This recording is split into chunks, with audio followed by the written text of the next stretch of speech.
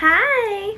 So for today's video, it's just gonna be a little sit-down chit-chat video. That's okay with you guys. But I recently made a purchase and I want to share said purchase with you.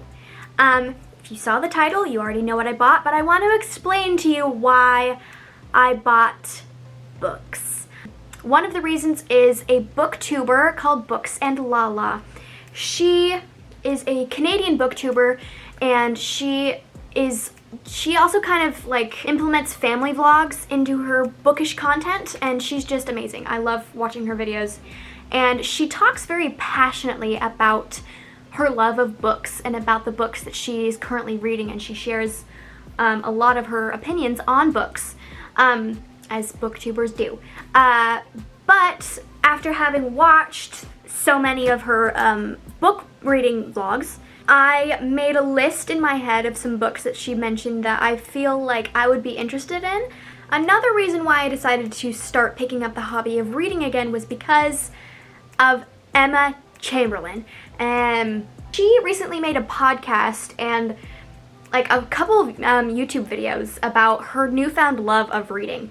She just has been talking about how much she loves reading. She thinks that reading has helped her anxiety and her depression, which, I mean, like, I'm lucky enough to not struggle with, but an improvement of mental health is always a good thing. Even if you're not starting in necessarily a low place, you can always improve, I think. So that was interesting to me. And she also said that it helps her get off her phone, which was very intriguing to me because as I've mentioned before, I don't know why this is happening. I am on my phone a lot. I spend a lot of my time watching YouTube videos, watching Disney Plus, Netflix, yada yada. And I just really wanted to get some time away from my phone, and I thought that books would be a really, really good alternative because it's not a screen, it's not, it's still entertainment, but it's entertainment in my own head that I can form my own thoughts and opinions about. I can imagine the book any way that I want in my head. There is another booktuber called Ariel, and she recently made a video talking about one of the biggest controversies about books that I struggle with, and that is what is better for the environment, physical books or e-readers.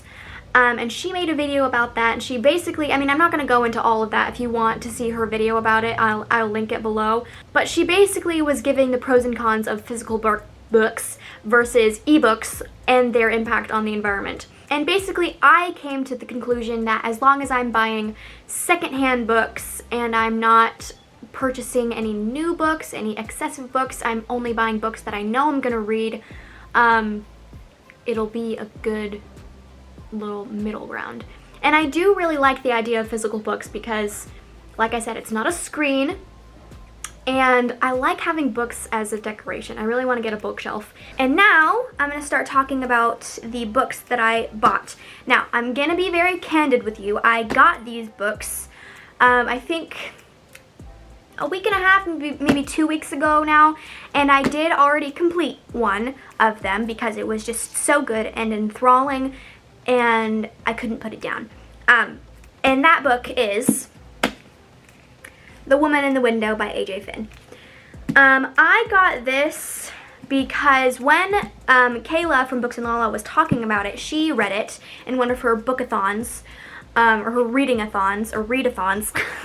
She basically described the plot, and it seemed really interesting, so I picked it up. And it is about a woman who has agoraphobia, and I did not know what that word meant prior to reading this book, but it means the fear of going outside. This woman has had some trauma in her life, and she is now afraid to go outside. So she spends her days, she lives alone, staying in her house, being a hermit. She doesn't really have a lot of friends other than her physical therapist and her actual therapist. She likes to watch her neighbors. She kind of takes in the action and the drama of what's going on around in her neighborhood through watching her neighbors.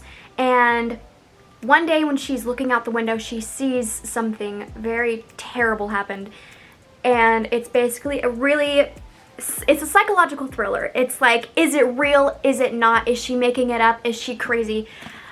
Kind of book, and I really liked it. There were a lot of plot twists. The ending was nothing like I thought it was gonna be. It was very good. I'm not really one to rate my books.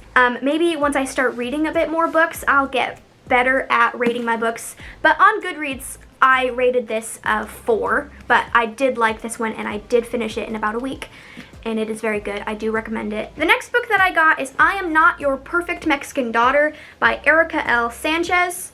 I actually, back when I was going to college, my college advisor recommended this to me because she is Hispanic and she knows that my boyfriend and his family are Hispanic. So she recommended me this book. I mean, I don't know how old this girl is. I think she's like 18. And her sister, who is older than her, has died. And her sister was like all encapsulating what a perfect Mexican daughter should be like.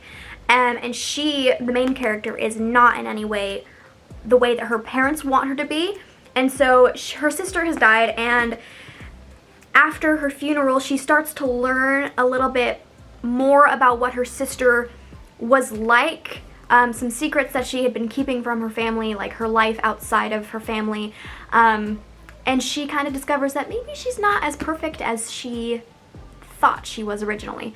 I just got this because it was recommended to me by my college counselor, and I started reading it. I'm about 2 chapters in. It's not as interesting and enthralling as The Woman in the Window, but I am going to give it a go. It is a different genre, so if it doesn't grab my attention as quickly, I'm not going to blame the book. Next book, I got another Mexican book. I got Mexican Gothic, Sylvia Moreno Garcia. First of all, this cover is absolutely gorgeous. The cover and the art on the cover is a big component on why I wanted to read it, not to lie, because it sounded interesting. It's kind of like a mystery Gothic kind of book, which I think I've only ever read one Gothic genre book, and that was Wuthering Heights. I read that in high school.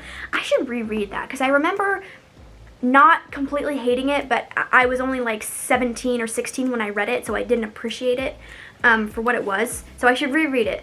But I got this one, and it's about this woman who has a cousin who just got recently married, and she sends her a letter. The lady, the main character, her cousin sends her a letter saying that she thinks that her husband is trying to poison her, and she wants her to come down to her house and stay there for a while and kind of investigate, see what's going on, try to figure out if her husband is actually trying to kill her or not.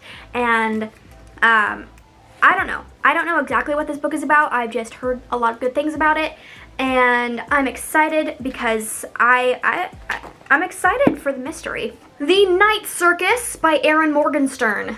I have absolutely no idea what this book is about, to be honest.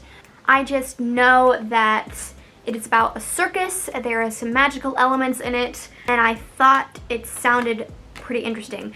Let me read the back. Even after reading the back, I still don't know exactly how to describe what this book is about. But if you guys want to like see a video of me, like a reading vlog of me kind of reading these books and giving you thoughts as I'm reading them, let me know. I mean, I did already complete one of these books, but like for the other books, let me know and I can do that, because I'm still kind of confused on the plot of what these books are about. So I feel like I would be able to give my thoughts on them a lot better and a lot easier as I'm reading them and as the plot is unfolding before me. The last book that I purchased is a classic book, and that I'm scared of because I'm scared of classic books just because I feel like the writing style of those older books are a little difficult for me to read, but it's something that I want to try and get better at because I like the idea of having a classic book that everyone knows, everyone loves, and that book is Pride and Prejudice by Jane Austen. Again, I don't know what this book is about. I know that it's about a woman named Elizabeth falling in love with a man named Mr. Darcy, and that is pretty much it. That's all I know about this book. But I want to understand what the big deal is about this book, why everyone loves it, why everyone is so in love with Mr. Darcy. I want to understand what the big hubbub is about this book, because I've never read it, I've never watched the movie for it. I have almost no idea what this book is about. I just know that they fall in love, and maybe they're like forbidden to fall in love, or maybe they just don't want to fall in love with each other, or maybe one person is like, I am way too good for you, but I still love you anyway. Probably butchering the plot of this book. I'm scared to read this. Let me read the first page. I don't care how long it takes me to read it. I'm gonna read it and I'm gonna understand it and I'm gonna like it. I hope. So that was my book haul. Like I said before, if you guys want to see me do like a little reading vlog for these books, if you guys want it to be like one huge video where I read all of the books over however long it takes me, or if you want like one video per book, let me know. If you don't care about it, hope that you guys liked this video. It was kind of just a chit-chatty video of me talking about books. And I hope that this kind of gave you a little bit of an inspiration to maybe pick up a book. I am going to go. Where's my dog? Here he is. I hadn't seen him for a while. Okay, I've been chatting along for way too long. Hey, there is a cord there. That's it. That's all I have to say. Have a good day. Howdy do. Hasta la vista, baby. It is a truth see, I'm already lost. So however, am I just stupid, or does that not make any sense? Wait a minute. However little known the feelings or views of such a man, maybe of someone or other of their daughters. Of someone or other of their daughters. I feel so dumb.